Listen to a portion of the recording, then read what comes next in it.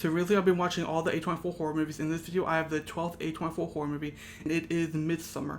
And this is actually the second time I've watched this movie because the first time I watched it, I had no idea what to think about it. And after a second viewing, I think I have a better idea of what this movie is. Ari Aster's Midsommar is a daylight folk horror that follows Dani, a deeply grieving American woman who travels with her distant boyfriend Christian and his friends to a once in 90 years midsummer festival in Sweden. What begins as an anthropological curiosity becomes a careful staged descent into ritualized violence and communal rebirth. The film stages Dani's emotional breakdown and a grotesque ritualized relief that is shown as a symbolic rebirth from trauma into belonging.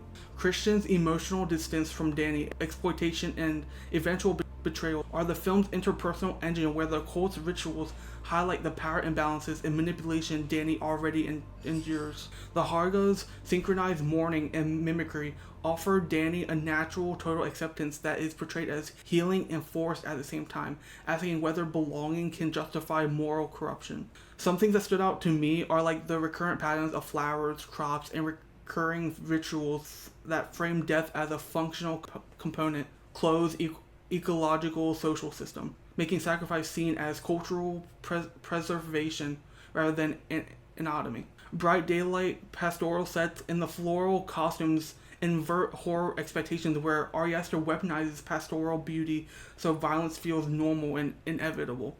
The score with the symbolic chants fuse Nordic folk textures with ambient dread, turning communal song into a tool for persuasion and ritual immersion. Florence Pugh's Dani grounds the film as she carries trauma, panic, and natural empowerment with micro-expressions that make the final smile at the end devastatingly ambiguous, where she's singled out as the film's emotional center.